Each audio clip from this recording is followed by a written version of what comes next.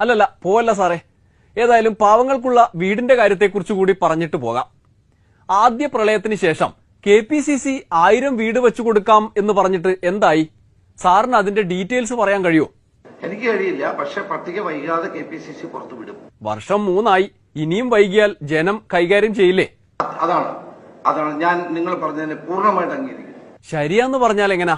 2-3 വീടിന്റെ കണക്കെങ്കിലും പറയാൻ പറ്റുമോ എന്നാണ് ബാലൻ മന്ത്രിയൊക്കെ ചോദിക്കുന്നത്. ഞാനെങ്ങനെ മറുപടി പറയുന്നു? അതെന്താ, 1000 വീടിന് വേണ്ടി പിരിച്ച പണത്തിനോടൊരു ഉത്തരവാദിത്വം വേണ്ട സാറേ? നിങ്ങൾക്ക് പറ്റുന്ന എന്തൊരു കാര്യമുണ്ട് ഇത് ചോദിച്ച് സൈബർ സഖാക്കൾ പോരാളി ഷാജിയുടെ നിലയിലേക്ക് വരാതെ. വേലയൊക്കെ അവിടെ നിൽക്കട്ടെ, വെച്ചു കൊടുക്കാന്ന് പറഞ്ഞ 1000 വീടിന്റെ കാര്യം പറ. അതെ, അത് ഞങ്ങൾ കണക്ക് ഇപ്പോഴും വെച്ചോണ്ടിരിക്കുകയാണ് വീട്.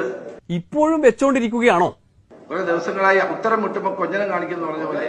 അതെ, ഉത്തരം മുട്ടുമ്പോൾ കൊഞ്ഞനം കുത്തരുത് സാറേ. അല്ല, ഞാൻ പറഞ്ഞത് അല്ല സാർ അങ്ങനെ തന്നെയാ പറഞ്ഞത്. ഞാൻ പറഞ്ഞത് എന്താണ്?